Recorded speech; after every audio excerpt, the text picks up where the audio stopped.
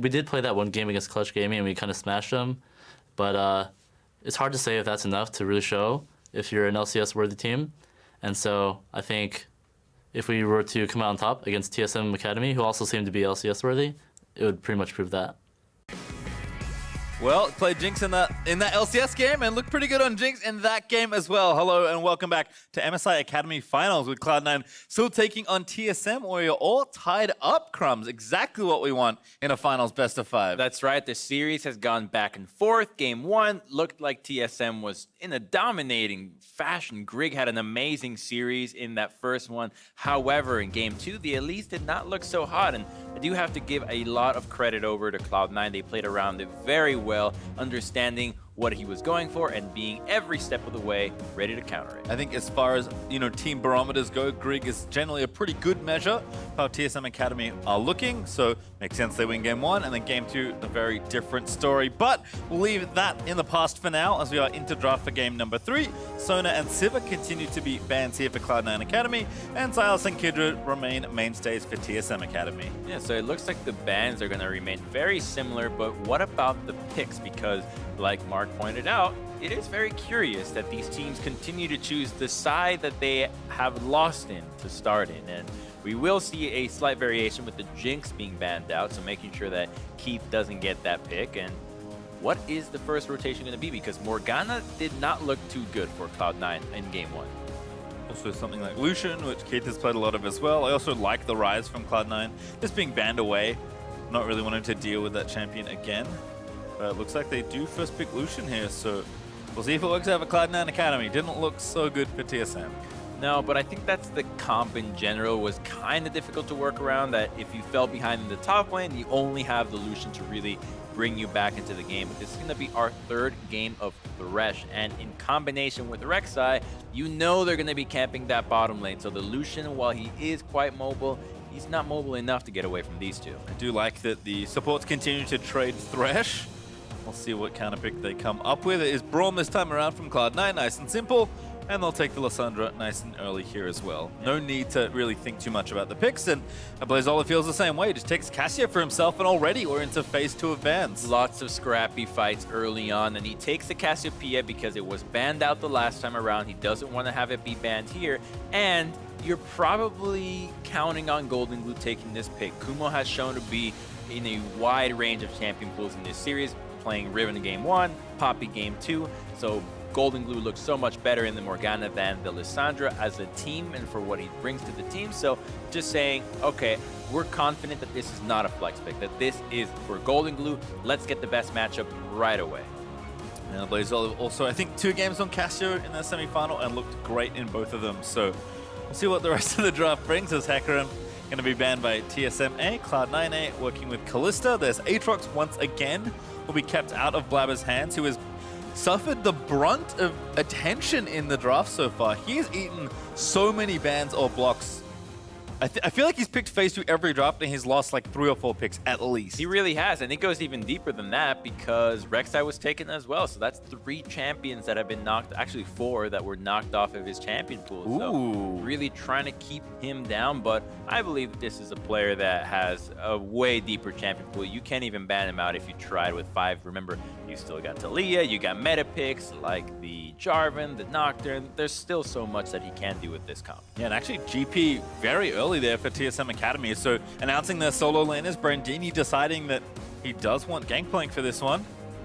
There is Jarvan picked up by Blabber, pretty straightforward stuff, and it's now just a matter of finding the other solo lane. Yeah, what matchup do you want into the GP? You can always go ahead and take a Jace. It is a strong matchup early on. You can bully it. You got great synergy with the Jarvan. And what will they go? I know they like to hover this Shen every single time, but to lock it in, I don't think so. Yeah, just Cho'Gath instead, so Kumo going for a tank can be rough into GP at times, but I think in general should be just fine farming it out. Whether or not you are happy that the GP is also farming alongside you will have to be seen, but TSM Academy decided that they wanted last pick Marksman, and less tactical is planning on taking Cassio bot lane, which kind of doubt, given how good a Blazola is on the pick. So it looks like Tristana was what they were looking for, and they will take it. Yeah, we saw Triss today in the LEC win a game and just be a hard carry into Cho as well. So she's really good, especially against these matchups that want a hard engage on you. Not only can you get out of the Jarvan, you can keep Cho'Gath away, you can get Lissandra ultied out, so she's going to be really safe here. I love the long range pick because the Cho is going to be a pain to deal with for the Cassiopeia. You get hit with a silence, you got to dodge those ruptures that you're going to have to rely on another carry to do the work. Lightning fast draft though. We're already counting down to game number 3 here. It seems like the teams are starting to learn, you know, preferences and where they want these drafts to be directed. Cloud9 with a bit more aggression this go round in the early game, but pretty standard across the 5. And I think TSM Academy maybe a bit more carry potential in their solo lanes and a bit more scaling in their bot lane, but for the most part, I think both teams will be happy with where they landed. I think they are, because the Gangplank, yes, he's not going to be punished that early. Cho is not the punishing laner, so he gets a free farm, and anytime you have GP, really all you can ask for is give me free farm. You get it, you have the Cho, and it's going to be a matter of one person bringing in damage and carry potential and the other one bringing utility and tankiness. So it's going to come down to execution in these lanes. I think Cloud9, see if they can play a bit more aggressive in the early game. It does feel like TSM have been dictating a lot of that, I guess with the exception of Blabber, who is always very active, and of course Kumu's outplay in game 2 certainly got him off to a roaringly good start. So curious to see what they can get done with the Lucian. Keith was unleashing on people when he played it in their semi-final. So we'll see if Tactical can handle the heat, because Lucian Braum always a problem. It should be an action-packed game. Every lane is gankable with their junglers for both teams, so why not, right? You can just do 3 camps, hit your level 3, and then just start ganking over and over. The Lissandra is great in setting up a gank with the Cassiopeia alongside the Jarvan, even though she has that cleanse, and the Rek'Sai can do the same. So both of these junglers should be very active, and they can choose to just ignore each other and just kill their laners over and over, and it would still be a good game. Not sure if Blabber feels the same way, but who can any target is a good target, I feel like, for Blabber as far as who he wants to go after. And once again, he has taken Conqueror on a 3rd different champion, so I think you're spot on in what you said. It's not a matter that Conqueror is amazing. It's just you don't want to be the one without Conqueror. If one person has it, you just don't want to be the one without it. Yeah, and Electrocute is, you know, you go in, you do your burst, you retreat. Blabber is not a man who retreats very often. You keep going with Conqueror. It actually does promote that. All right, well, everyone just hanging out, getting some vision down. We have 3 topside right now for TSM Academy, but not too surprising. Maybe Blabber will start here on the blue buff. Ward down. Does go down. It's Golden Glue that picks up that first CS. The lane's over. Yeah. 1 CS, gold difference XP. It's actually not enough to hit level 2 sooner, but it's still the first number on the board, and that's what matters. Feels good. This Blabber is actually going to start on blue buff. No leash, I don't think. Maybe Kumo tossed the spell in, but Blabber going to be on his own for most of this one. And straight to the top half of the map. Oh, it looks like he's waiting for the scuttle. Yeah, but he is in sight, so that's not too thrilling for him to just sit around. And that's kind of what happens when you increase the spawn time of so many camps, that you end up waiting a lot. But securing this crab is a very big deal. Crabs are a great source of income and XP for Jarvan. That is not the greatest at AoE clearing, but he is sick at securing these little objectives. And because he does that and mid lane gets a shove, he now gets 2 crabs. And that is huge. That stops Rek'Sai's ganking patterns from being as creative. Blabber going to get the crabs also with an early sweeper. Takes down that ward. Gets himself the next crab. Actually smites it just to make extra sure that it was his. And after that next camp, he will be level 3. Grig also powering through most of these camps, maybe trying to get to this side of the jungle before Blabber thinks about taking some, but Grig with red buff on level 3 is more than confident in where he's at right now. He's probably going to stick to farming because of the double crabs that were taken. It's just not worth the risk that somebody can collapse so much faster than you can and speed you out. Not worth it. Just stick to farming. And Rek'Sai's a great farming jungler as well. Obviously, you don't want to spend the entire game doing that, but if the situation calls for it, you can do it and be effective at it. Jungle is staying a bit quieter for now as Keith and Diamond continuing to play aggressive. In fact, with a wave to come, it's about 5 CS, almost a wave up for Keith and Diamond as they're continuing to harass Tactical and Treats as well. Finally, the wave will move towards the turret, so Tactical will get a bit of extra time to try and get those minions, but as expected, Keith is playing very aggressive with the Lucian back in his hands. And that's actually more punishing to Tristana than other AD carries because of her explosive shot. When you're last hitting into the turret, you get that one little last. Oh, Tactical forced to burn the heal, but he still got stunned. Ignite is down, that's almost enough, but he'll barely live. And now he's going to miss out on even more CS. So already a 12 CS differential with a wave missing. Let's see if they're going to commit to try to get some plates in here. They have to drive him down, and no. Tristana is going to stick around. She does have that Doran shield regeneration. That is what's keeping her in this lane. That's what I'm talking about. You get the explosive shot. It just messes up your CS. Tristana wants to be pushing all the time so that she can secure all of that crowd, or all that gold. Here comes Grig though, puts a control ward down, now knows that Kumo probably does not have vision given how far ahead he's pushed up, so he's going to tunnel in. Kumo going to get knocked off. There's a TP in as well though from Cloud9 Academy. Kumo buys a bit more time, TP will be completed. Golden Glue does land the root. Kumo cannot find the follow-up CC though, so Grig will flash out to safety. And even though the wave was pushed perfectly, it was a greatly timed gank, there was just no mana on Brandini. He was pushed in all day long. Another fight bottom lane. The Tactical out of summoners after that last exchange, but Keith running a little lower on mana and doesn't have flash either. Potentially still dangerous so for Tristana to be sticking around. They are asserting their dominance here, and even though they have a big CS lead, they do have to recall at some point, basically. They have to go back and spend that gold, and it's probably just going to be a lifesteal item for him to make sure that he stays and sustains even more and can avoid what just happened, where you push somebody out and they can just stay in the lane and you don't have enough HP to punish it. Diamond actually already took his recall, but looks like Keith will be staying for this next wave, as looks like TSM Academy will finally consider that recall, although as soon as they see Keith, Tactical's like, I don't think so. I'm not going to be the first one to recall in this lane. It is a game of chicken. Who recalls first? One person hides behind, trying to make sure that the other one doesn't see your recall, then you sneak back, cancel it at the last second. It's actually a skill to practice. Legitimately timing your recall and stopping it at 0.1 seconds so that you can make it seem like you were gone. They pushed the wave. Surprise, you just pushed the wave. Thank you very much. Now I'm casting. Yeah, with plates especially, those little mind games can become even more valuable, as you see Brandini with that early Shane looking good despite the armor up already for Kumo Look at Grig. in the lane. He's positioning himself. There is no flash on Lucian, and Thresh has his, so he might be the target. FLICKR also on this side of the map though, and did hit the Scry's Bloom, but now they know that something's up. Grig is actually going to get aggressed on, and if he gets stunned, he might die. The stun lands in, but they can't quite connect the last bits of damage. Oh, he is so lucky they did not block that Lantern without flash. That Rexa was about to just feed. And that's FLICKR actually going to start the Infernal Drake as a result. Knows Grig is weak, knows that bot lanes haven't recalled, so is happy to take the advantage here. Yeah, this is really good from Cloud9. They have asserted their dominance. The Jarvan has the red smite, so he's going to be a little bit stronger in the 1v1. And Rek'Sai is trying to heal up from the camp, but it's not enough. This dragon has gone Cloud9's way, and it's a huge deal because Lucian is not stacking crit. He builds just flat AD. That's going to make this early game champion even stronger. And we talked about, again, Cloud9 Academy picking more for that early game. Well, early game looking decent right now. No kills, but 400 gold up thanks to some good farming and a very fast Infernal Drake, with the next one also being Infernal.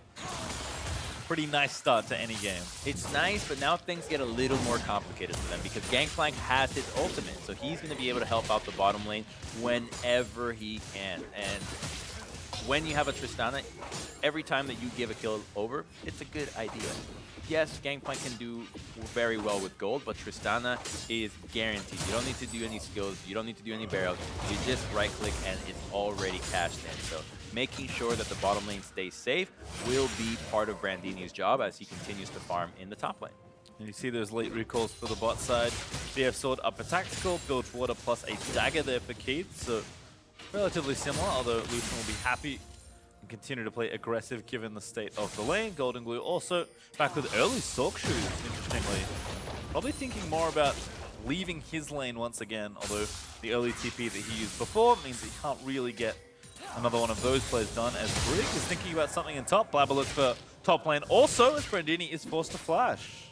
Yeah, that's the Gangplank that now is low mana, not enough to really do a whole lot in here. And Rek'Sai has to come up here to try to respond and save him. Kumo is so close to being able to ult, but They want to Blaze Olive. Early cleanse already, but a good ult turnaround there from a Blaze Olive. There's the ult out of Grig. Finds first blood for a Blaze Olive, who's just caught in the Cataclysm, but Golden Glue just can't finish it off. The Lissandra is not strong enough without a proper engage with the Jarvan. Cassiopeia gets a really nice ultimate that stops him from being distracted. Oh, now, bottom lane. 6. Treat's only level 5. That's an easy kill for Keith. This is what this lane wants to do. You hit the hook, Rom gets in front of you, and you get locked down.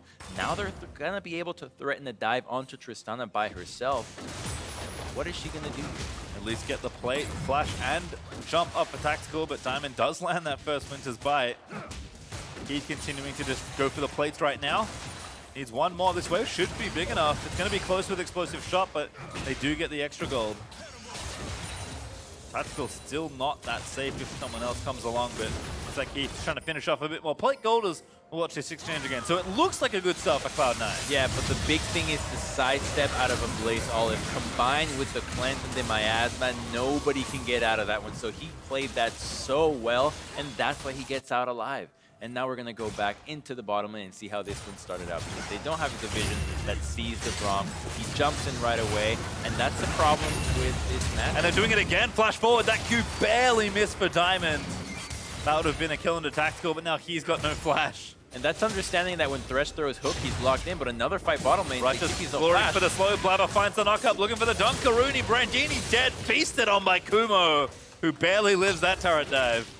This is so action-packed. Every time we go somewhere else, they're already fighting. That's really good move by Blabber, punishing the lane that doesn't have summoners. And if that's the case that if that's the trend we're seeing, I'm expecting some repeat visits into the top lane. I mean, it's kind of funny to think that, all jokes aside, Cloud9's like, yeah, we kind of just need a warm-up game. It's starting to feel like a truth here. Game 1 looked a lot slower than this game certainly does, and even game 2 felt a little lukewarm as they were building their momentum up in that game. So TSM Academy might have to watch the momentum that Cloud9 are building as well, because this early game's going Cloud9's way. And that's one of the big things about these best of series, that momentum plays a huge role, understanding where is the other team's head at, how well are they playing, what matchup is going, and just checking in with your coach, checking in with your other players. Hey, how do you think mid lane was doing? Like, he's having an off game. Just saying something like that is good enough of a sample size from the game 1 that lets you move forward in a much more confident fashion, understanding where your opponent is at and just playing accordingly. And I think that Cloud9 is probably really good at that, and that's why they usually struggle in game 1, because they have yet to really understand what the enemy team is doing, and they just take one quick look at you, and then they figured you out. You've been downloaded. Kuma's at it again, by the way. The early Righteous Glory in that kill has actually built up a pretty massive gold lead. 30 CS up as Grig trying to stalk the Cho'Gath here in the top side, but no vision really to speak of, and doesn't feel that safe. Cho'Gath pretty tanky and with a stopwatch.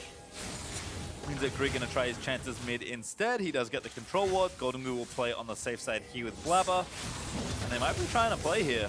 Yeah, the dragon is up right now, so let's see if Grig uses his Prey Seeker, his Void Seeker, to look for the dunk. There's Blabber, but Treats, as we can see on the roam, they're going again in for Golden Glue. There's a dunk from Blabber, but the knockup doesn't land. A great ult there from Cassio. Does stun Blabber and turn it back around. And this is why you take Cassiopeia into Lissandra. With Cleanse, you can outplay it every single time. He gets out, gets the Jarvan to be committed, and then he's locked in. But they're going on to Rek'Sai. Yeah, Grig got that tanky. One more bullet there, need a pollution. In fact, Diamond's Ignite is enough to get the kill. Now Treats forced to flash over the wall. And they'll trade here. Blabber dead, but so's the other jungler, so they want this Infernal. They've got the feast. This should be Cloud9's. That is definitely going to be Cloud9's. TSM has nothing to do here. All they've got left is Brandini farming in the top lane, trying to get a turret, but he's been pushed in all day long. There's no way he's going to be able to trade a turret. So a nice TP out of Kumo, but best of all, it's Diamond and Keith once again being really aggressive with their duo lane and finding a pick onto Rek'Sai. So what looked like a great move out of C9 then gets countered by TSM. Surprise, it was C9's all along. Yep, the early Blade of the Ruin King here for Keith, given how well the lane has been going, just meant so much in that exchange. And I like the attempt from Blabber and Golden Glue to, hide in a brush, maybe get a pick off, but it's been all bot lane, it feels like, for quite a lot of this series is Keith now under attack in a 1v3, make it 2v3 as Diamond is still there. Hook gonna hit, Diamond may have to sacrifice himself here for the greater good as Keith dash and flashes away, but Tactical at least gets one. Yeah, it's really nice to be able to get that kill through vision, and unfortunately Tactical does miss out on some CS and takes quite a bit of turret damage. His turret takes turret damage, and it's not that big of a payout. You do get the flash out of Keith, but that's mostly on C9 for seeing them there and not backing off. Tactical will stay and keep pushing another wave as the Phage is now there for Keith, who's moving in towards that Black Cleaver second. First turret still on the table, and the turret plates are about to drop off. In fact, they just do. Just as Tactical may have collected 1 or 2, but still significant damage under that turret as the resistances drop off. That's all they're going to get here. Still first brick ready for the taking. And the gold is essentially dead even. It's those Infernos that are going to be making a big, big difference in this game. Not necessarily because Cloud9 benefits so much from it, but because TSM doesn't have them. They're the ones with 4 champions that would really love to have them, and unfortunately it's not theirs anymore. And TSM rotates to the top lane, making sure that the Herald is not secured without a fight. And if Cloud9 is to commit to this, TSM is not going to give it up without putting up a good fight. Cloud9 though first to the play as Golden Glue is able to push in mid and camp the Pixel Rush on top of a control ward. I just don't think TSM Academy have it right now to try and force the fight, so they will likely just have to give the Herald or maybe try a steal. The Feast goes down, Kumo gets it, and Blabber picks it up and pops it in his trinket box. And it was the vision that prevented TSM from getting in there. They committed 3 control wards to making sure that that Herald was taken out of sight. So TSM did not have the window to get in there quickly enough. All they can really do in those situations is use Rek'Sai to face check. And if they're not moving and if her Q is on cooldown, it's just not going to happen. And that's why you typically see teams favor tanks. Tanks have an easy time face checking in those situations and getting the party started. Well, Golden is actually back to even here. So those 2 Infernal Drakes do matter, but will not be reflected in the gold difference. But the tower's still ready to be taken first for that bonus goal. It does feel like TSM Academy may have slowed the game down just enough to maybe fight off the next few minutes that Cloud9 look to throw at them. It will really depend on how the next engagement goes, because we've seen how explosive these mid games have been. Well, just how we were saying that, rather, how the analyst desk was saying that Cloud9 needed patience in game 1 with their composition that had the Riven and Morgana. This is another one where TSM is the team that needs to have that patience. You've got the GP, you've got Cassie and Tristana. Let Cloud9 control the early pace of the game. As long as they continue to trade and take objectives when they know they can take them without suffering heavy losses, go for it. They know that if they can survive the engagement later stage of the game, but they're going on Golden. That's an amazing hook by Tree. His ulti will land there for Golden Glue, but he's stuck in the box on the Miasma. Pops a stopwatch to buy a bit of extra time, and Flash is out over to safety, or at least relative safety, as he's still being chased. GP ult, I think, is going to seal it. He dodges the next hook from Trees. He throws out the slows, but Golden Glue knows he's dead. Blaze Olive finally gets that kill. He at least bought a lot of time and a lot of ultimates. That GP ultimate to seal the deal. I'm surprised that Greg did not want to pray Secret and use his ult to seal that, but hey, you find a way to give Cassiopeia more gold, and that is fantastic because these are the champions that are going to carry you the game. Not the Rek'Sai, it's going to be the Cassio, just like she's been doing in deferring so many of the mid lane games. We're continuing to show strength though, as first turret will go to Cloud9 Academy, and in the place you probably expected, Diamond and Keith continuing to accrue some gold leads here. Tactical does have Infinity Edge completed, but his build will be quite a bit more expensive than the Black Cleaver Blade of the Ruin King build that Keith should have finished relatively quickly here. Yes, she's got higher standards. He won't settle for a Blade of the Ruin King, only IEs for her. So Drake up right now, it's an Ocean if the teams do want to start a squabble for it.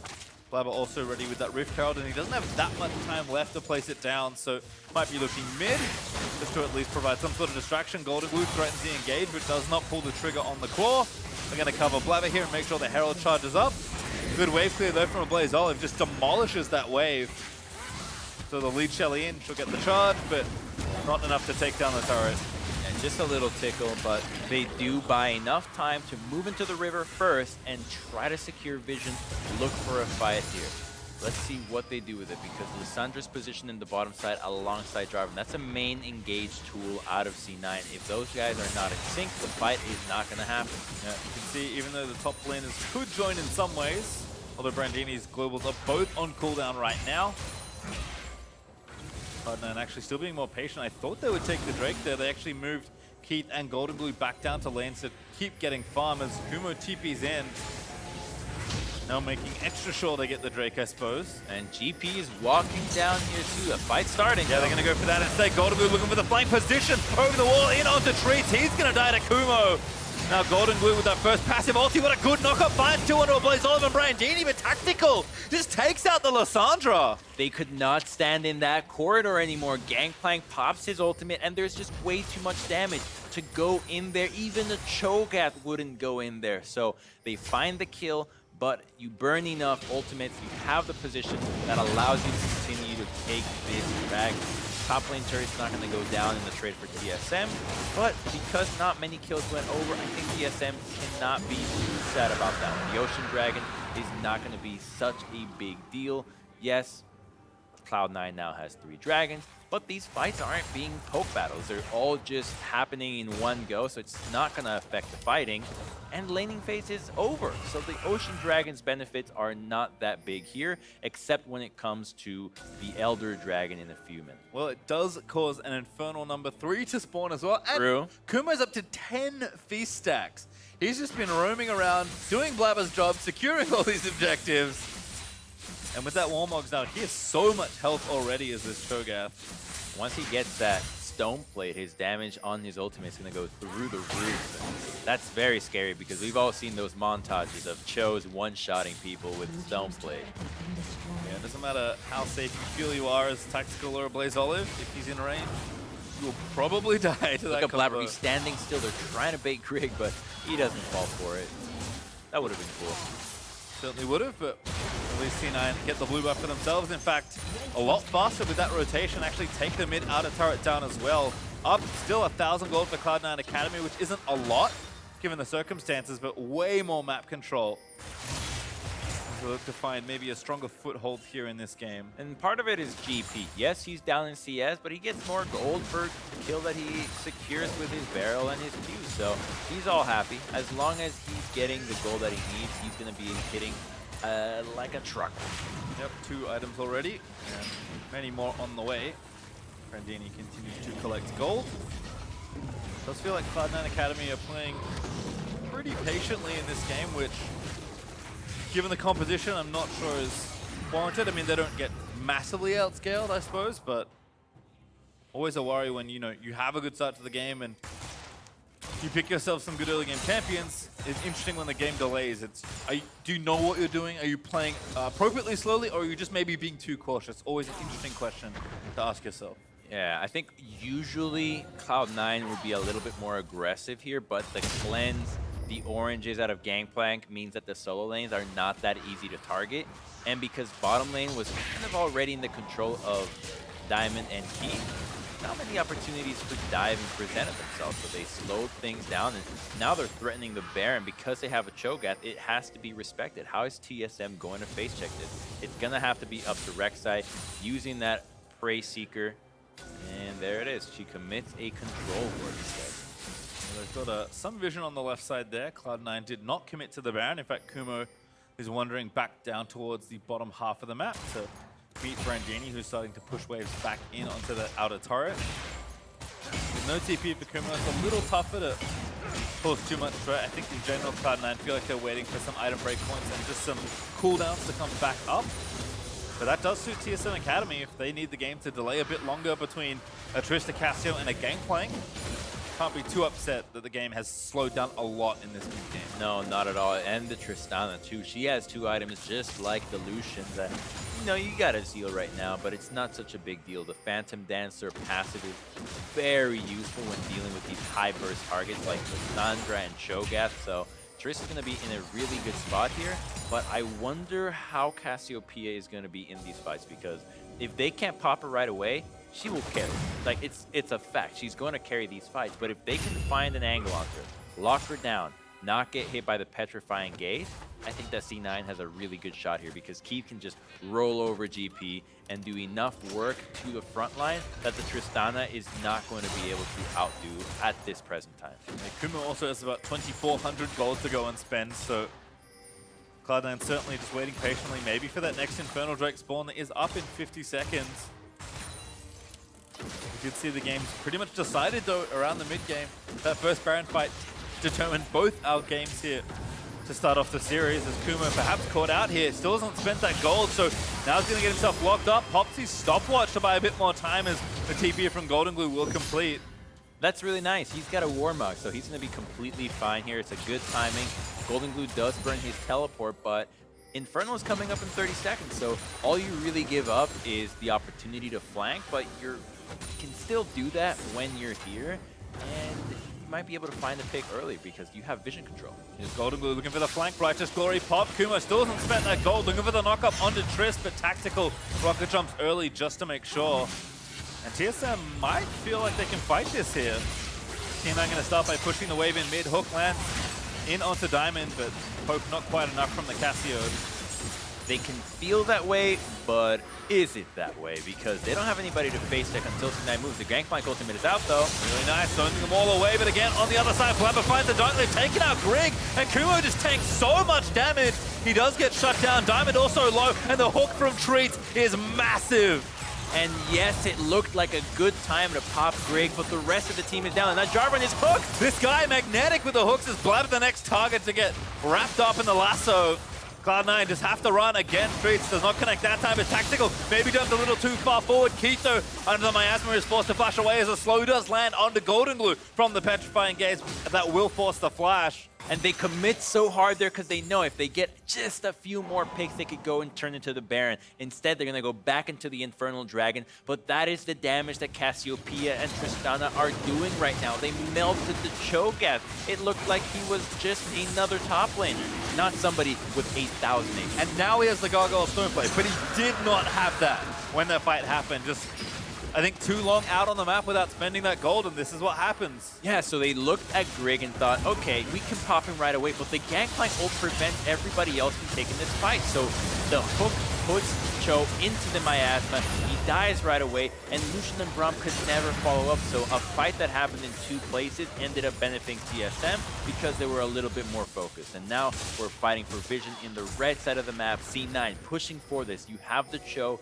to secure Baron if they can, so they do have the say as to who starts this fight. That Infernal Drake, though, did go to TSM Academy, and one is still very worthwhile to not only take away, but to give yourself a huge boost in stats, especially when you have 4 champions that will benefit from it. Look at the itemization on the Tristana. She's gone with the complete armor penetration item. That is saying, I am not going to be hitting Lucian. I'm going to be hitting Cho. I'm going to be hitting Jarvan and Braum and Lissandra that also has armor. So I like the pickup here, and we'll see who she actually uses that damage on because Baron is being started. The fight's going to happen. Yeah, got to kill the 5k health Cho'Gath sometime. As Cloud9 are actually sticking on this for quite a while. Kuma pretty tanky, but Blabber not so lucky. Golden Glue also maybe finding a flank. Another good miasma there from a Blaze Olive. Might force Cloud9 off the objective. That's a really good move. Oh, they got Golden Glue tactical. What a pick! That's one-on-one. He found them because he had the outrange. I mean, I saw the flank materializing, but Tactical just sniffed it out. Shot down the Lissandra, who still had ulti, and that Baron call now off for Cloud9. They lose their mid turret as well, and TSM are actually ahead in gold, despite the early game not going that well for them. The scaling is paying off. Their carries are so fed now. 2 bounties on them, and Gangplank is consistently moving forward. Let's see what happens with Tactical. So he scouts him out right away, jumps in, and Golden Glue can't turn on him right away. Instead, the what a flash and crits. I mean, this guy knew that 5 crits were there, ready to come out. As soon as that Buster Shot was in the air, Tactical knew he had the kill. Because if that doesn't work, Lissandra self-up, then your team probably horribly loses the fight.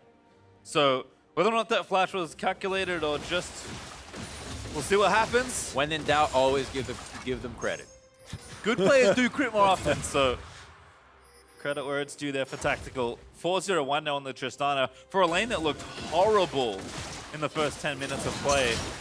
All of a sudden, this Tristana is set up to carry. Yeah, she's so strong. She's now going for even more create items, so probably looking at a rapid fire cannon, which is going to be huge when you're dealing with these meatballs. And only Lissandra that can realistically threaten to get on you, because at the moment she doesn't have a QSS, so keeping that range is going to be the key to her survival. But thankfully, as the levels do tick up, Tactical gains more and more range. Level 15, starting to collect some jungle camps. I think the team now funneling a few more resources his way, knowing that the Tristana is the strong point. Nice attempted bait, but a great redemption there from Treats. Sniffs out another Cloud9 trap. That's one of the benefits of the Rek'Sai, that it's very hard to sneak any objective in her side of the jungle. If she wants to face check, you always have your Prey Seeker, and the passive means that you're always aware of any movement, so it's very hard to counter gank, very hard to sneak anything against her. So C9, they're feeling like they're not taking the fights that they want, so by forcing Baron and taking advantage of Cho, maybe that's the window that they're looking for. And it's become a little bit too predictable for TSM now, because they're reacting to it perfectly every time. Yeah, Golden Blue also was just in a side lane, so despite the threat that Cloud9 wanted to show, wasn't really much else they could do. Now gonna try for the tier 2, but a good barrel there from Brandini. Now they're split up, a great ult as well, gonna cut them off. Golden Glue found a pick, they're gonna try and take down Grip, and Tactical just shooting everybody. Rocket jumps in, he's gonna try and carry the back end of the fight. Golden Glue into stasis this time, but Grig already took down Blabber. There's Tac, no, it's Brandini that gets the next kill, and TSM as a Blaze Olive finds himself some sort of outplay kill. He was practically 1v4ing top side of the map with the GP ultimate. Him and DP were just so strong together, and once again, Blabber and Golden Blue were going on a target that the rest of the team were not aware of. They went on to the Rek'Sai, but she's tanky now. She's got a lot more HP, and there is nobody else to follow up. So Lucian has to be there in these fights. They don't have enough damage now. Yeah, I mean, I think they're trying to get the jungler, because if they get that pick, they can feel like they can force Baron that much harder, but overreaching for that pick just goes disastrously wrong for Cloud9. So it starts with a really nice barrel and then an ultimate out of Brandini. That sets up the scene. So now a 3v3 in the top side, but then the 2v2 is in the benefit of TSM. The major crowd control abilities and damage abilities were used on the tank, not the carry, making it so easy for Cassiopeia and Gangplank to win the top side of the map. Look at that. He's like, why? What happened? He got hooked. He got zoned out by a barrel, GP ult happened, and then Treats hooked him, and it looked like a Blaze Olive made some miraculous outplay, but he was well advantaged in his 1v2. He's now outscaled. The Lucian needs to be playing perfectly in these fights, not just by himself, but how he plays as a team. And Cloud9, they've already done the same mistake twice. Third time is unlikely to happen, but I don't know if they're going to have enough opportunity. Every time a team has gotten Baron in this series, they win a fight and the match is over. And this Baron will do substantial damage. Tactical takes down another turret. TSM Academy up 6,000 gold now, with still 2 minutes of Baron left to knock down turrets with. That rapid fire cannon on Tristana is going to be huge now. She's level 16, another level of ultimate, more range added to her. Has flash available by the time the fight begins, so getting onto her is going to be very difficult because you're going to need the Cho to finish the deal with the ultimate. So 3 people are going to have to commit: Lissandra, Jarvan, and Cho. All good rocket jump buffer. Nice Q from Kuma, but Tactical retreats. TSM just trying to sync up the waves. You can see Brandini in the mid lane, looking to get things pushing that way. They do want to break an inhibitor turret if they can, but it's not required. Again, TSM can lean on their scaling a little bit here. Cloud9 needs to come up with something to stop this assault. They're not doing any flanks. They're taking the fight just perfectly head-on. Another nice rocket jump out of Tactical. And if it's going to be this head-on 5v5, but the engage happens. Yep, Golden Glue in, finds the ulti onto a Blaze Olive. Cassio flashes out of the way. Blabber piles onto Grig. That goes into the ulti as they buy a bit more time. Blabber also into stasis with Verandini finally arrives. A Blaze Olive is unstoppable as he grabs himself a double kill. And C9 just can't do anything. And by taking the fight head-on, you just give TSM exactly what they want. Cassiopeia and Tristana thrive in these circumstances. They're going to be pushing for the throne. I mean, I think they're out of time at that point. Cloud9 had to try something with TSM. definitely deflected. Keith goes down. They'll find themselves the ace. They'll knock down the Nexus turrets.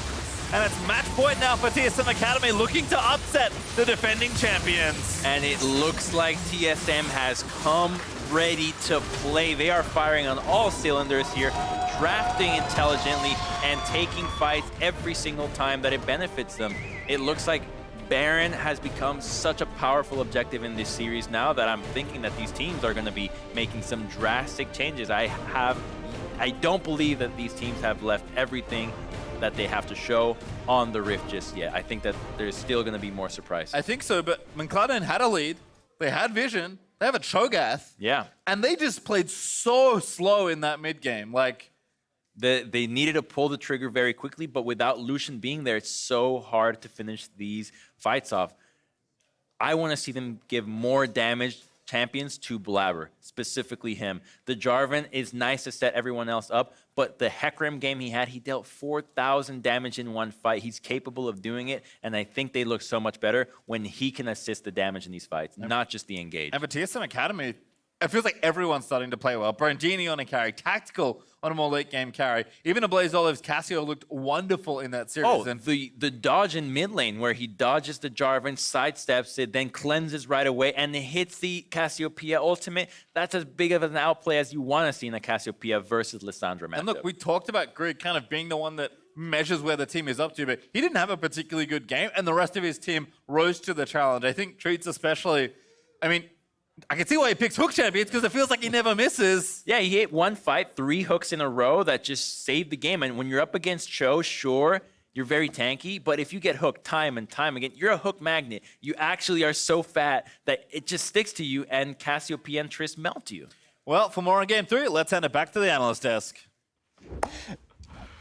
Thank you very much, gentlemen. How about that red side, huh? Looks good. Looking pretty good. TSM goes to it. Everyone again. keeps selecting blue, but the red side teams keep winning it. TSM coming out on top this time around pushes the series to match point in their favor, 2-1 at this point. Let's see what they did with the red side. We see the GP coming up into the top lane. Right before we went live here, you were talking kind of about that pick, seeing it hit the ban table fairly often, not so much actually making it to the Rift. Yeah, DeMonte was dropping some insider knowledge for me, saying that it's been played a lot in Scrim, so everyone's kind of aware of it, and I think this is the first time I can remember seeing it recently, but it is a super strong teamfight champion, and in the first 3 picks for C9, they already have the Lucian and Lissandra taken.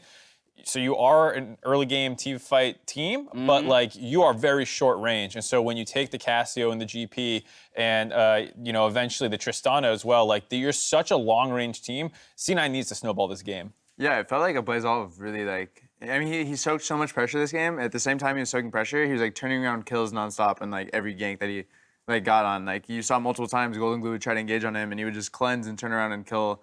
I think he ended up killing Blabber like 2 different times that way. Right. And it's like, that's huge. Like at the same time, you're pulling the jungler to your lane, like the enemy jungler to your lane. You're also killing him. Like instantly now, your top and bot laner are just like, wow, my mid laner is like, this guy's FLICKR. Right, and those moves that he was making were necessary given the CS leads that were developing in the top lane for Cloud9. You talk about that early game focus in the Lucian, in the bot lane. Well, CS advantages for Kumo as well as Keith at 10 minutes. Those are not inconsequential leads. Yeah, and they Keith and Diamond actually solo killed their bot lane once, almost killed them a number of times. And if the jungler's down there, you're blowing them up and taking turret. You're getting top lane and killing that GP a couple of times. With the fact that they didn't punish those 2 lanes quite as hard as they potentially could have. Plus, like you said, things going well in the mid lane. Like these CS numbers could have been game ending with their comp. They played it pretty well, so I don't really fault the draft. They just didn't get the lead they needed. Let's dive into that recovery then for TSM. It all came from Grig as well as a Blazed Olive in the mid lane. A couple intelligent counter ganks around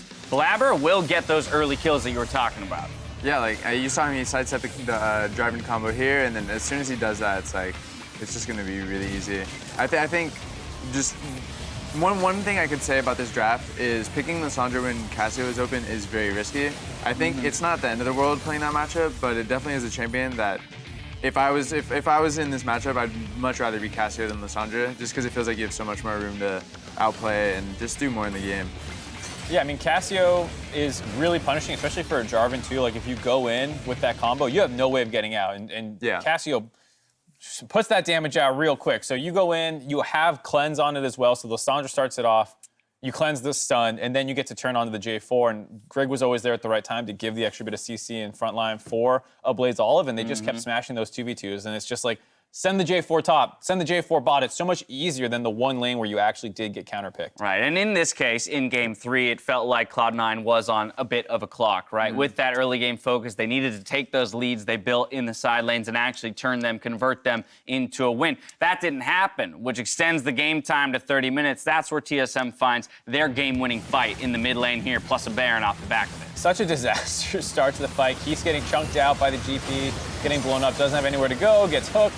He's dead at the start of the fight. Meanwhile, your Lissandra and your J4 on the other part of the fight. Cho'Gath is extended. Like, you are not team fighting front to back. You're not going in with Lissandra and insta-giving someone like your team comp wants to do. And as soon as that happened, you see that it just falls off a cliff. They get the Baron, the game's over like 5 minutes later. This was very Game 1-esque in terms of the way it ultimately played out. Maybe some small advantages for Cloud9 early, and then there's that one game-deciding team fight that comes at the 25 to 30-minute mark. From there, a Baron gets picked up, and the teams have demonstrated that once they secure that global objective, they do know how to close the game. Yeah, I think I really like how TSM is drafting right now. They're kind of just playing more for mid-late game. They're kind of just playing a more relaxing style. I think both of the losses now from C9, they're playing pretty like early game oriented comps, and it seems like they just aren't able to pull it off at like the highest level, so they can't win the game fast enough. I mean, same with TSM. When they lost their game, they drafted the all early game comp. So it does feel like while they could potentially, like both teams have been close to making those early game comps work, but they haven't. So maybe you just kind of pivot and say, let's go a little bit late game focused, because the Jinx was great for Keith. I got big news. TSM chose red side. Again, they had side selection here going into the 4th game, so maybe now recognizing the trend or what red side does for them in the draft. Monte, you talk about liking their drafts. What would be the way for Cloud9 staying on blue side here to attack that draft? How do you dismantle that? Honest, I kind of want to see like less of like team comps that are just going to rely on you getting ahead early. And something more just well-rounded. I think a lot of these comps that they're running, like you have Jarvan and Lissandra on the same team, it's like you need to make something happen to those champions, and if you don't, you're going to get outscaled. And where I do think that is good and you are going to get an advantage early, I think what these teams are showing right now is that they're not playing consistently well enough to make that worth it. All right. So I would like to see a bit of a change in that. Fair enough. It is match point in favor of TSM. Cloud9 Academy has a chance to tie up the series in Game 4. We'll see if they can when we return.